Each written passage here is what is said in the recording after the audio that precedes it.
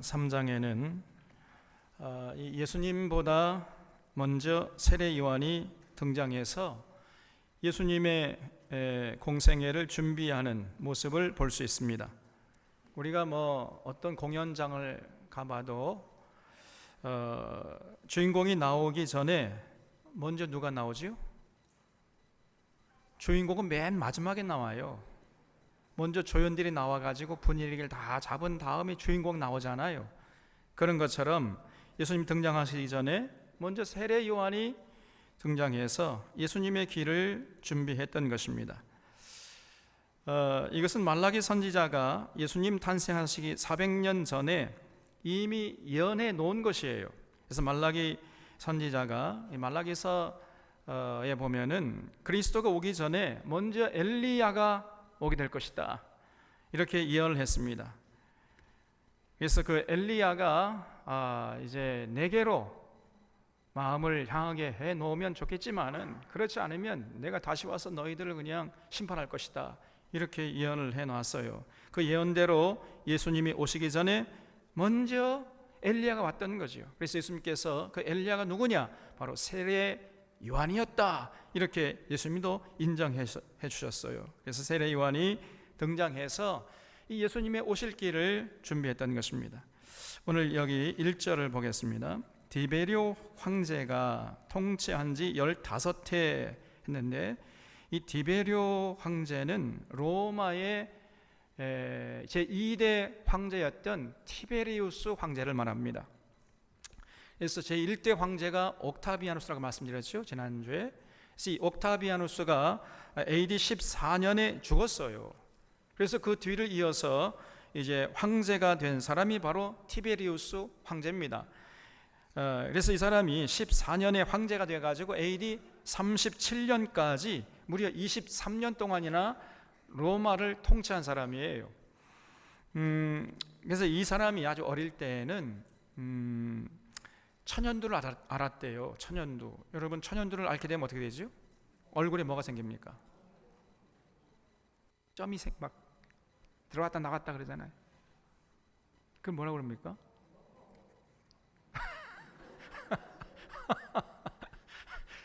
그래서 이 티베리우스 황제가 여성들에게 인기가 없었대요. 그러니 여자나 남자나 고금 동서를 막론하고 일단은 잘생겨 보고 봐야 돼요. 이 얼굴에 자꾸 이게 천년도 자국이 있으니까 여성들이 꺼려했다는 거예요.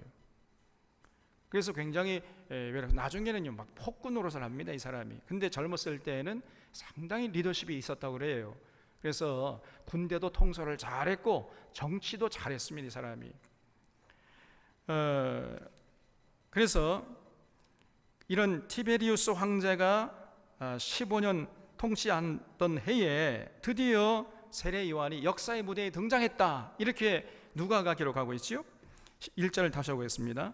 디베리오 황제가 통치한 지 15해, 곧 본디오 빌라도가 유대 총독으로, 헤롯이 갈릴리의 분봉왕으로, 그 동생 빌립이 이두레와 드라고닛 지방의 분봉왕으로, 루사니아가 아빌레네의 분봉왕으로, 안나스와 가야바가 대제사장으로 있을 때 하나님의 말씀이 빈들에서 사가랴의 아들 요한, 이 요한이 세례 요한이죠, 이게 임한지라 그랬습니다.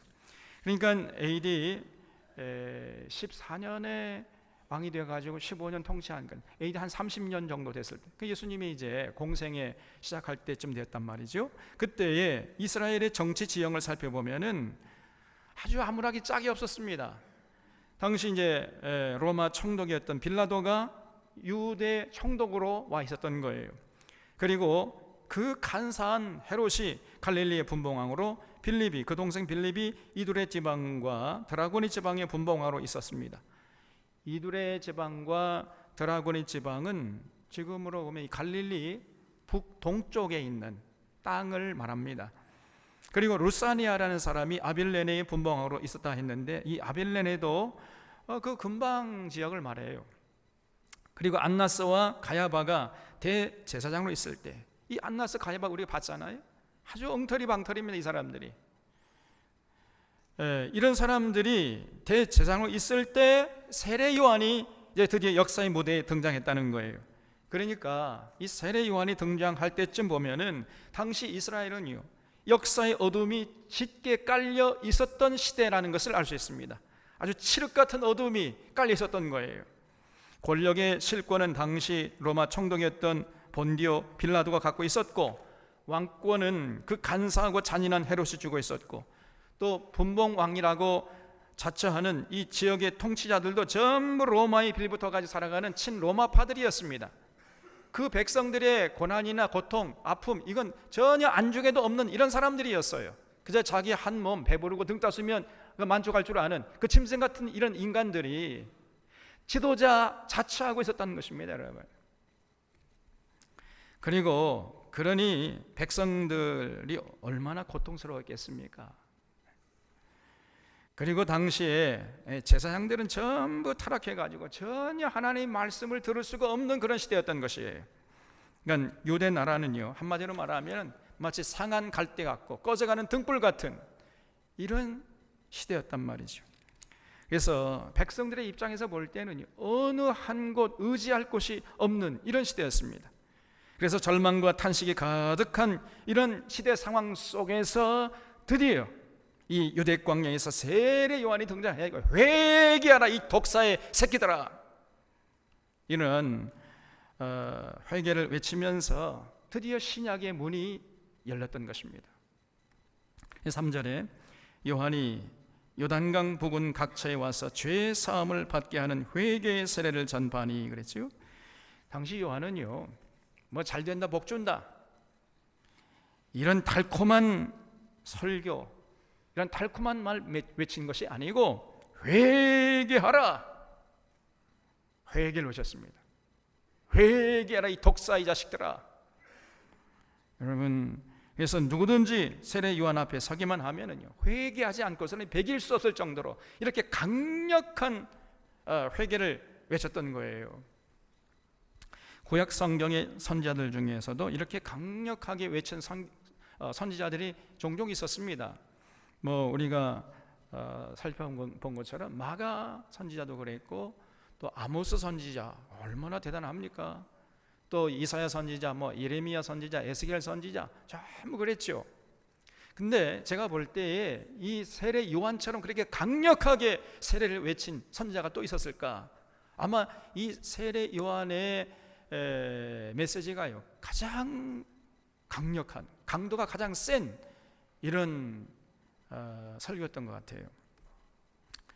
그런데 이 세례 요한의 사역은 놀랍게도 이미 700년 전에, 그 세례 요한이 역사의 무대에 등장하기 700년 전에 이미 이사야 선지자가 예언해 놓은 것이었어요. 4절 말씀에 선지자 이사야의 책에 쓴 바 광야에서 외치는 자의 소리가 있어 그랬습니다. 이르되 너희는 주의 길을 준비하라, 그의 오실 길을 곧게 하라. 모든 골짜기가 메워지고 모든 산과 작은 산이 낮아지고 굽은 것이 곧아지고 험한 길이 평탄해질 것이요 모든 육체가 하나님의 구원하심을 보리라 함과 같으니라 그랬어요.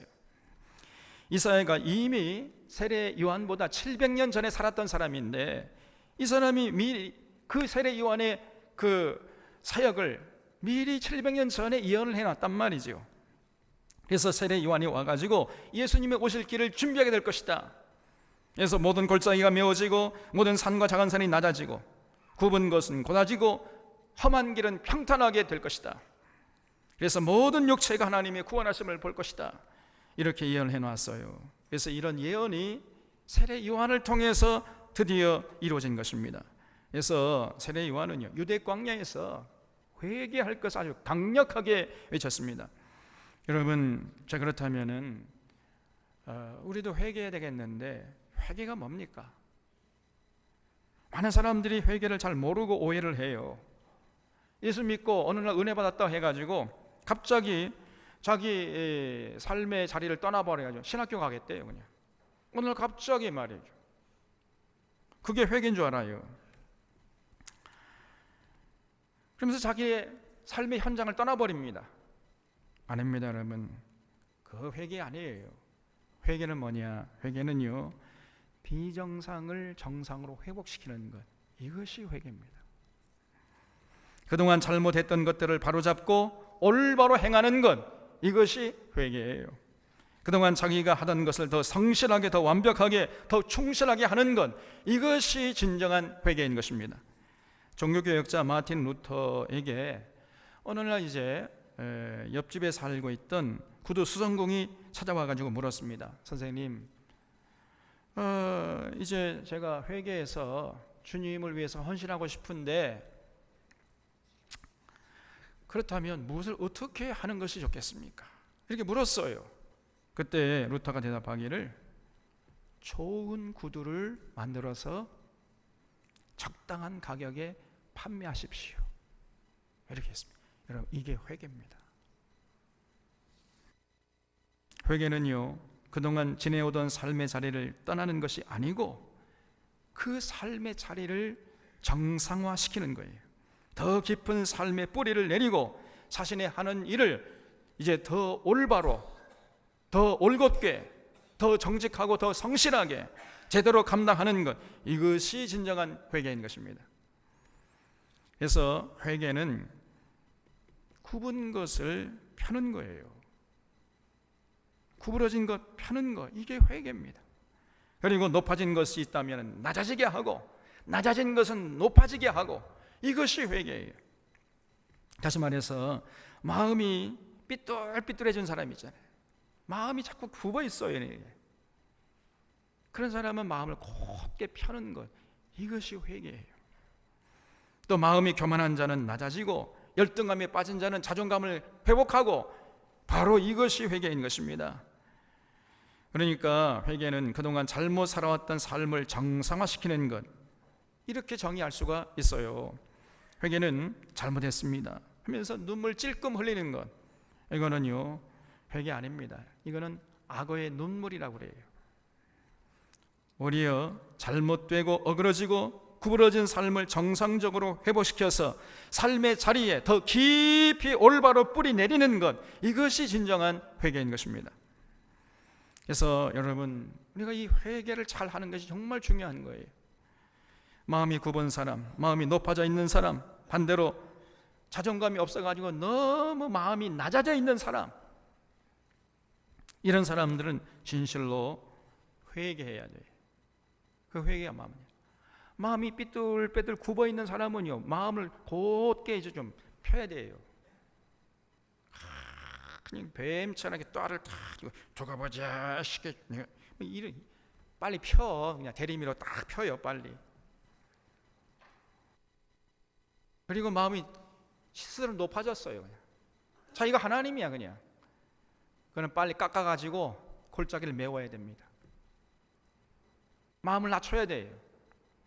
또 필요 이상으로 자꾸 자기를 낮추는 또 사람도 있어요. 괜히 그 자존감이 없어요. 또 그런 사람들은 자꾸 스스로 자신을 높여야 돼. 이것이 회개입니다. 그래서 그렇게 돼야 비로소 하나님께 쓰임을 받을 수가 있는 것이에요. 여러분, 산의 나무를 봐요.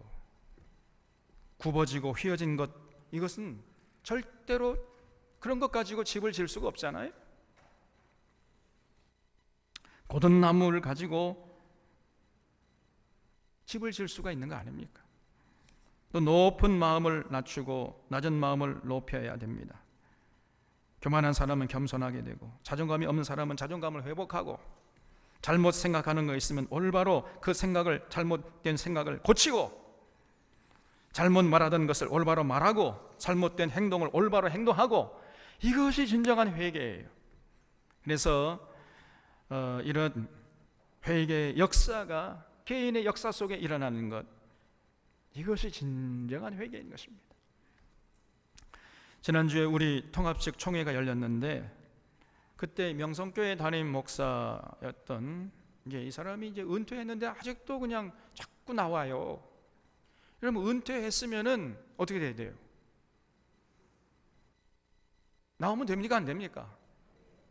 빨리 집에 가. 이제 은퇴했는데 왜 자꾸 나와 또?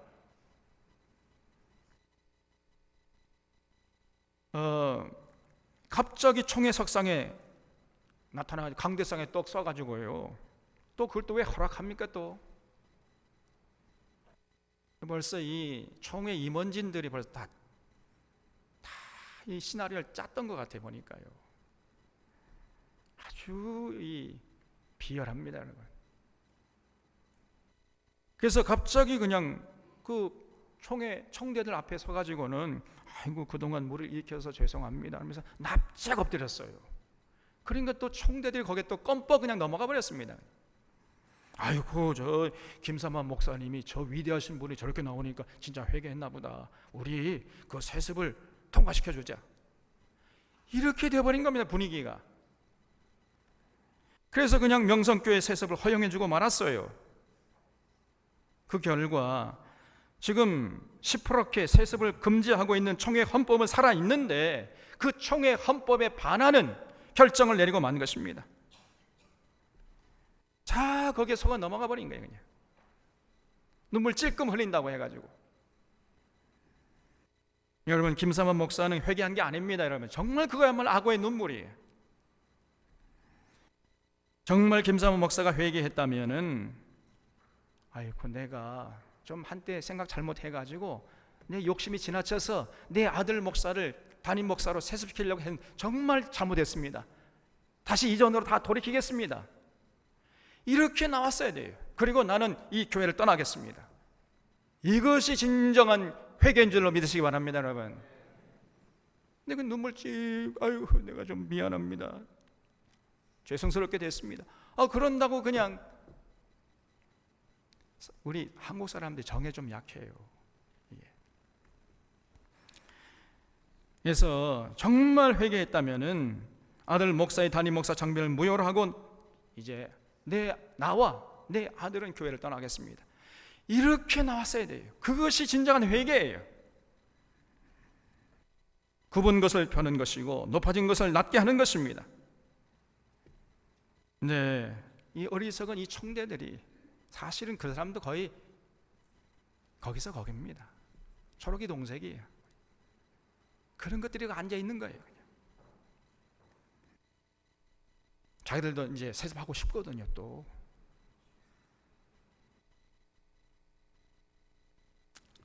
그래서 그런 거짓 회개와 악어의 눈물에 총대들의 마음이 약해져 가지고 통과시켜져 버렸습니다. 이런 어리석음으로 또다시 교회가 세상 사람들의 손가락질을 받게 됐고 교회 타락은 더욱 가속도가 붙게 될 것입니다. 참으로 역사의 큰 죄를 범하고 만 거예요. 통탄스러울 노릇이 아닐 수 없습니다, 여러분. 7절 보겠습니다. 요한이 세례받으러 나오는 무리에게 이르러 이 독사의 자식들아 누가 너희에게 일러 장차 올 진노를 피하라 하더니야. 그러므로 회개에 합당한 열매를 맺고 속으로 아브라함이 우리 조상이라 말하지 말라. 내가 너희에게 이르노니 하나님이 능히 이 돌들로도 아브라함의 자손이 되게 하시리라. 이미 도끼가 나무 뿌리에 놓였으니 좋은 열매 맺지 아니하는 나무마다 지켜 불에 던져지리라 그랬어요. 야, 정말 얼마나 이 참 직설적이고 명쾌합니까? 지금 세례 요한이요, 자기에게 지금 세례 받으려고 나오는 사람을 향해서 이 독사의 새끼들아. 이 독사의 새끼가 직역이라고 그랬죠. 의역을 하면 뭐가 된다 그랬어요. 예? 여기 유대 광야에 많은 게 독사거든요. 우리나라 골목마다 많이 걸어다니고 뛰어다니는 게 뭡니까? 개 아니에요, 개. 이 독사의 새끼들아. 야, 이 개새끼들아. 이런 얘기예요. 야, 이 개새끼들아. 제가 여러분들 그런다면 여러분 기분 좋겠습니까? 여러분 만약에 여러분에게 많은 회종들이 나와가지고 세례 받으려고 한다고 하면 그때 그 사람들 향해서 야, 이 개새끼들아, 그렇게 할 수 있겠어요? 세례관이 대단하지요. 이렇게 여러분 절대 쉽게 말할 수 없습니다. 이렇게 말할 수 있다는 것은요, 아무런 이해관계가 없어야 돼요. 조금이라도 이해관계가 있으면 절대로 이런 식으로 말을 못해요.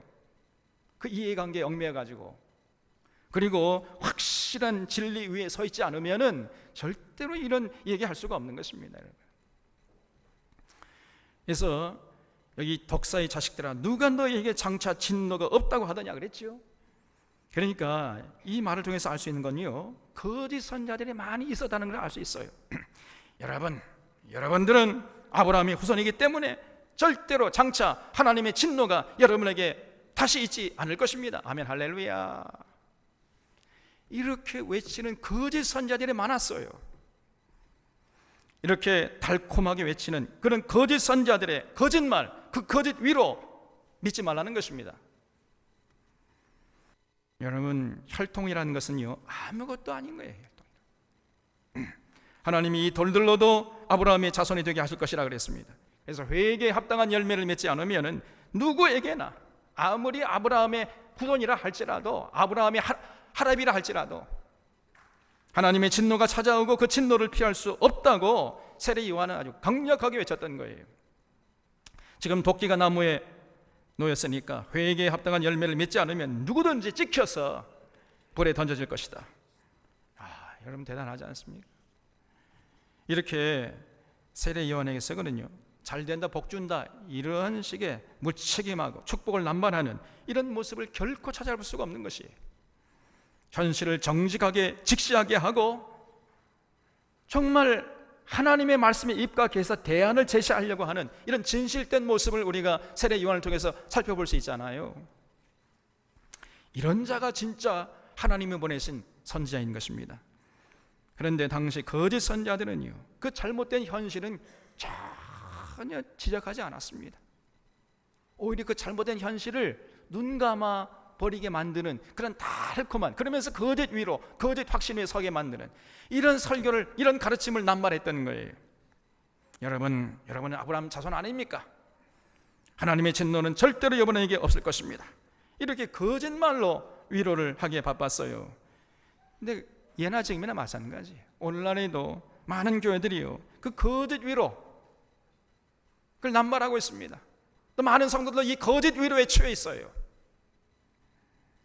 회개에 합당한 열매를 맺으라고 외치는 것이 아니고, 여러분 예배 열심히 드리십시오. 주일 성수하십시오. 열심히 기도하시고 열심히 헌금 많이 갖다 바치면은 하나님 여러분을 기뻐하시고 복을 주실 것입니다. 이렇게 외칩니다.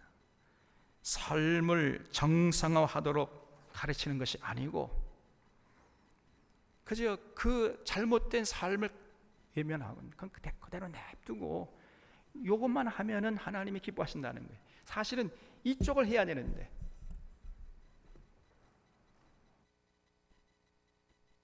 여러분 이런 거짓 위로를 남발하고 이런 거짓 위로에 만족하고 있는 것이 오늘 한국교회예요. 절대로 이런 거짓된 가르침에 우리 산원의 교우들은 넘어가지 않을 수 있기를 바랍니다. 여러분, 정말 우리에게 회개가 중요한 거예요. 회개는 잘못했다고 시인한 것도 아니고 삶을 정상화시키는 것입니다. 굽은 것을 펴는 것이요, 높아진 마음을 낮아지게 하는 것이요, 낮아진 마음을 높아지게 하는 것입니다. 그래서 회개에 합당한 열매를 맺는 것, 이게 진짜 회개예요. 삶을 정상화시켜서 자신의 하는 일을 더 정직하게, 충성스럽게, 올곧게 제대로 하는 거예요. 이것이 회개인 것입니다. 그래서 이런 또 회개는요, 누가 해주는 게 아니에요. 내가 직접 스스로 해야 하는 것입니다. 하나님이 해주시는 것이 아니고, 예수님이 해주는 것도 아니고, 성령님이 해주는 것도 아니고, 스스로 우리가 우리의 의지를 가지고 우리의 인격을 다 동원해서, 우리 전 존재를 동원해서 우리가 해야 되는 거예요. 그럴 때 성령님이 도와주시는 것입니다. 성령님이 그런 자들의 마음을 감동시켜서, 그래서 성령이 임한 자들은 반드시 이런 진실한 회개를 하게 되고 회개에 합당한 열매를 맺게 되는 거예요. 10절을 보겠습니다. 무리가 물어 이르되 그러면 우리가 무엇을 하리이까? 대답하여 이르되 옷 두 벌 있는 자는 옷 없는 자에게 나눠줄 것이요, 먹을 것이 있는 자도 그렇게 할 것이니라 하고 그랬지요. 세례 요한이요, 강력하게 회개를 촉구하니까 이제 사람들이 와가지고 선생님 말씀처럼 우리 회개하고 싶은데 도대체 회개는 어떻게 하는 것입니까? 이렇게 물었어요. 그때 세례 요한이요, 옷 두 벌 있는 자는 옷 한 벌 있는 자에게, 아니 옷 한 벌도 없는 자에게 나눠줘라. 이제 우리 큰일 났습니다. 여러분 옷 몇 벌 있어요?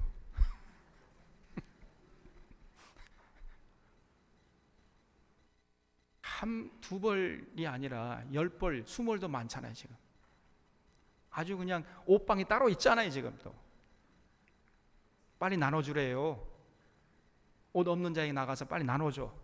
이것이 회개라는 것입니다.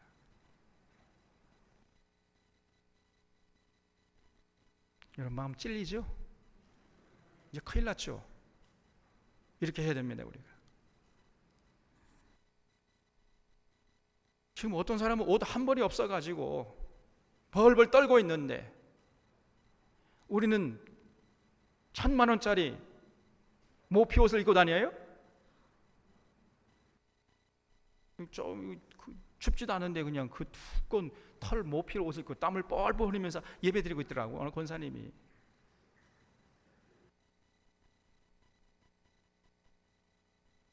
그 예배 헛되리는 겁니다, 여러분. 다시 말해서 나눔을 실천하고 더불어 사는 세상을 위해서 헌신하라. 이것이 회개라는 거예요. 그러니까 그 이야기를 듣던 세리들이 다시 또 와서 물었어요. 12절에 세리들도 세례를 받고자 하여 와서 이르되 선생이여 우리는 무엇을 하리이까 하며 이르되 부과된 것 외에는 거두지 말라 그랬어요. 여러분 세리들에게 있어서 회개가 뭐냐? 부과된 것 외에 거두지 않는 것입니다. 세무서에서 근무하시면 잘 들으십시오. 요즘에는 뭐 별로 그런 일 없지만 옛날에 이런 일이 많았습니다. 그 나라에서 부과한 것 외에 더 세금을 많이 무겁게 더 부과해가지고요 더 많이 걷어요. 그리고 국고에게는 조금 넣고 자기 호주머니에 많이 넣어버려. 그냥 중간에 개인적으로 착복하는 것입니다. 이거 하지 않는 거, 이거 진짜 회개예요. 약 20년 전쯤 되는데 제가 섬기던 교회에서 어느 집사님이요, 제가 그 교회를 떠나서 다른 교회에 가서 이제 부목사하고 있었는데 전화가 온 거예요. 그 집사님은 이제 세무서에서 근무하시는 분이었어요. 근데 그분이 이제 저에게 부탁하기를, 목사님, 존경하는 목사님 그러더라고. 우리 직장 신우에서 점심시간마다 예배 드리는데 그 예배에 오셔가지고 목사님 참 은혜로운 설교 좀 해주십시오. 야, 정말 이 사람이 나 진짜 목사를 알아보는구나. 기분 좋아가지고 제가요 가겠습니다 하고 가려고 할 때 또 집사님 말을 이어가는데, 그런데 목사님 무슨 하나님의 정인이 공인이 그런 거 말고 하나님의 은혜, 하나님의 사랑 좀 위로의 말씀 좀 전해 주십시오. 이러더라니까요. 제가요 가겠습니다 할래다가 그래요? 그러면은 저 말고 다른 훌륭한 목사님 많으니까 그 목사님 청빙해서 설교하도록 하는 게 좋겠습니다 하고 그냥 제가 끊어버렸습니다. 예나 지금이나 마찬가지예요. 여러분 회개가 뭡니까? 세무서에 근무하는 사람들의 회개는 정직하게 성실하게 양심을 속이는 짓을 하지 않는 것, 이것이 회개예요. 여러분 이렇게 회개하지 않고 그저 열심히 예배 드린다고 해서 하나님이 기뻐하시겠어요? 절대 기뻐하지 않습니다. 아니 기뻐하지 않는 것으로 그치는 것이 아니라 하나님이 분노하신단 말이에요. 그런 하나님을 잘 모르고 있어요 지금요 한국교회 성도들이. 그런 상태에서 예배 드리면 드릴수록 하나님이 더 분노하십니다. 하나님의 이름으로 망령되어 일컫는 죄를 더 짓는 것이에요. 이거를 몰라 이 사람들이. 그래서 그냥 달콤한 말, 위로의 말, 격려의 말, 하나님의 사랑, 하나님의 은혜가 어떻다 그런 설교 해달라는 거예요. 아이고 일 없수다. 그 14절 말씀에 군인들도 물어 이르되 우리는 무엇을 하리이까 하며 이르되 사람에게서 강탈하지 말며 거짓으로 고발하지 말고 받는 급료를 족한 줄 알라 하니라 그랬어요.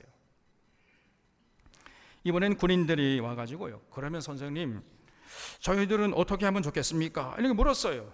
그러니까 이 세례 요한이 말하기를 사람에게서 강탈하지 말고 거짓으로 고발하지 말고 받는 급료를 족한 줄로 알아라. 이것이 회개라고 가르쳐 줬습니다.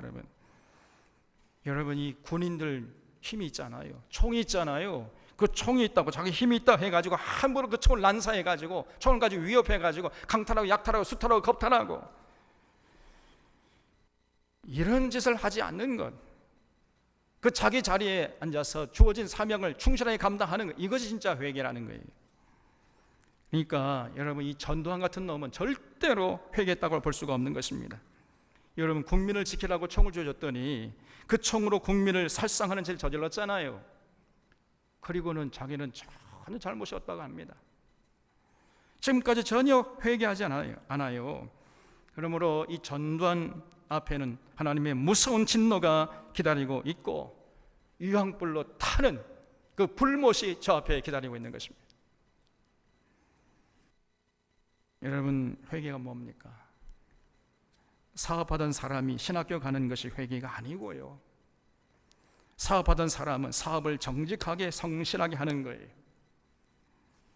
환자를 돈 벌어주는 기계로 보던 의사가 환자를 생명으로 보는 것, 이것이 진정한 회개인 것입니다. 법관 노릇하다가 검찰 노릇하다가 자 때가 되면 적당하게 이제 옷을 벗고 국회의원 되는 것, 이게 회개 아닙니다. 법관 노릇 제대로, 검찰 노릇 제대로 하는 것, 이게 진정한 회개예요. 국민이 뽑은 대통령이 검찰 개혁을 하라고 검찰총장 윤석열이라는 사람에게 그 직위를 맡겨줬더니요, 그 자가 온갖 권력을 남용하면서 지금 검찰 개혁을 방해하고 있습니다. 그래서 어제 서초동에 제가 들어보니까요, 한 150만, 어떤 사람은 200만 모였다고 하는 거예요. 와, 놀랍습니다. 정말 우리 국민들이 깨어 있어요, 여러분. 지금 윤석열이라는 사람이 제정신이 아니에요, 지금요, 이 사람이.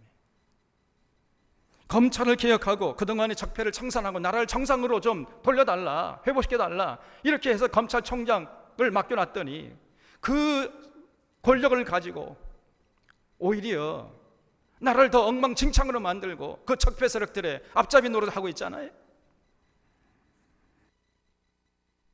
그래서 오히려 그런 개혁 세력들의 칼을 들이대고 있는 것입니다. 우리 국민들을 바보로 알고 있어요. 자기 무덤을 스스로 파고 있는 아주 어리석은 자입니다, 이 사람이. 빨리 회개하지 않으면은 저 사람은 스스로 자기 인생을 망치는 짓을 하고 있는 것이에요. 여러분, 우리도 마찬가지예요.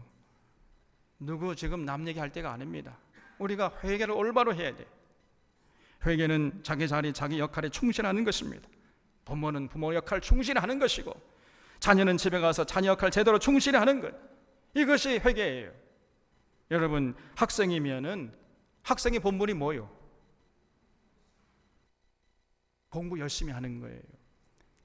그동안에는 그저 대충 설렁설렁 학교 가서 맨날 졸며 자고, 그냥 집에 와서는 맨날 또 그냥 퍼질러 자고 엉뚱한 생각이나 하고 그냥 게임이나 하려고 그러고, 이러던 것을 학생의 본분은 공부 열심히 하는 거예요. 시간을 아껴, 초놈을 아껴서 책을 읽고 같이 토론하려고 하고 진리를 추구하려고 하고 학생의 본분을 회복하는 것, 이것이 진정한 회개인 것입니다. 여러분, 우리 학생들 다 아멘 하세요. 여기 학생들, 학생이면은 학생답게 공부 열심히 해야죠. 최선을 다해서. 직장인은 직장에 가서 정직하게 충실하게 자기 맡은 일을 잘 감당하는 것, 그래서 직장 사람들에게 인정받고 야, 저 사람이 없어 우리 직장 무너진다, 이런 평가를 받는, 이것이 진정한 회개예요. 우리 사랑의 교우들은 하나님 앞에서 진실로 회개한 자들이 되시기를 바랍니다. 회개에 합당한 열매를 주렁주렁 맺는 자들이 되시기 바랍니다. 15절 보겠습니다. 백성이 바라고 기다림으로 모든 사람들이 요한을 혹 그리스도신가 심중에 생각하니 그랬어요. 이렇게 세례 요한이 회개를 강조하니까요, 사람들이 야, 저 세례 요한 진짜 혹시 우리가 그토록 기다리던 그 메시아 아닌가? 그리스도 아닌가? 이렇게 생각했다는 거예요. 그러니까 요한이 모든 사람에게 대답하여 이르되 나는 물론 너희에게 세례를 베풀거니와 나보다 능력이 많으신 이가 오시나니 나는 그의 신발끈을 풀기도 감당치 못하겠노라 그랬어요. 이 세례 요한이 얼마나 겸손합니까? 사람들이 그리스도라고 생각할 정도로 그렇게 주목의 대상이 됐는데, 그럼 우쭐할 법도 안 돼요. 세례 요한이 손살에 쳐요. 아니 제가요 그리스도라니 말도 안 됩니다. 당치도 않는 얘기입니다. 나는 내 뒤에 오시는 분에 비하면은 나는 그의 신발끈을 풀기에도 부족한 사람입니다. 이렇게 나온 거예요. 왜냐하면요, 내 뒤에 오시는 분은 나와는 전혀 차원이 다른 분이라는 거예요. 그래서 그는 성령과 불로 너에게 세례를 베푸실 것이요 손에 키를 들고 자기의 타작마당을 정하게 하사 알곡은 모아 곡간에 들이고 쭉정이는 꺼지지 않는 불에 태우시리라 그랬죠. 나는 그저 회개한 사람에게 회개에 따른 표시로 물 세례를 주는 사람에 불과할 뿐이지만은 내 뒤에 오시는 분은요, 성령 세례, 불 세례 주시는 분이라는 거예요. 그러므로 나와는 차원이 다르다, 이렇게 얘기했어요. 여러분, 그러면 예수님이 우리에게 오셔서 성령 세례, 불 세례 이제 주신다는 건데, 그러면 성령 세례, 불 세례가 뭐냐? 여기에 또 이제 많은 분들이 오해합니다. 잘못 알고 있어요. 왜냐하면 이 거짓된 자들이 자꾸만 잘못되게 가르쳤기 때문에. 그래서 성령 세례가 불 세례인 줄 알아요. 아닙니다, 여러분. 성령 세례 따로, 불 세례 따로예요. 성령 세례가 불 세례가 아니에요. 이 성령 세례가 불 세례인 줄 알고 해가지고 뭐 부흥사들이 그냥 성령 받아라 그러면 뜨거 막 불이 막 이러고 있어요. 이 멍청한 것들이.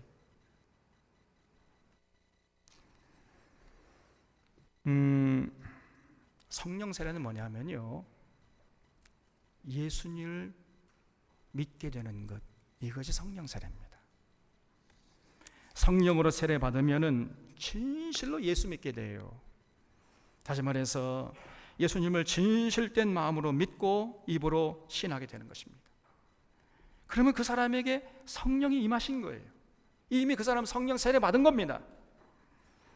이렇게 성령 세례 받으면요, 이성이 왕성하게 이제 작동하기 시작하는 거예요. 그래서 참과 거짓을 올바로 분별할 수 있게 되는 것입니다. 그리고 무엇보다도 예수 말씀을 주의 깊게 듣고 이해하려고 하고 진리를 깊이 깨닫게 되고, 그래서 그 진리 따라 살려고 애를 쓰게 되는 거예요. 왜냐하면은 그 성령님이 바로 그 역할을 하시기 때문에, 그런 사역을 하시기 때문에. 그래서 성령님은 보혜사 성령님이요 진리의 성령님이시라 그랬습니다.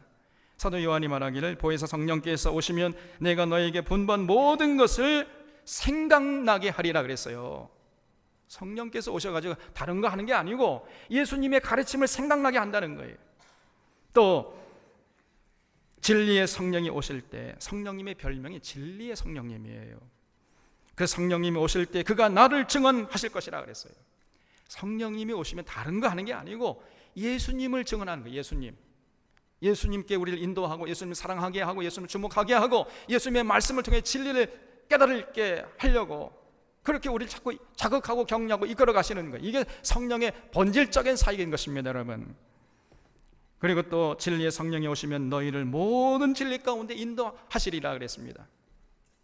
그렇기 때문에 성령 세례 받은 자들은요, 예수님을 주목하고 예수님을 사랑하고 예수님의 가르침을 사모하고 예수님의 가르침을 통해 진리를 깨닫고 진리 따라 살아가려고 애를 쓰게 돼 있어요. 이런 사람이 진짜 성령 임한 자인 것입니다. 그래서 이성은 얼음장처럼 차가워져요. 냉철하게 사리를 분별할 줄 알게 됩니다. 말씀을 통해 진리를 깨닫고 진리 따라 생각하고 행동하려고 그래요.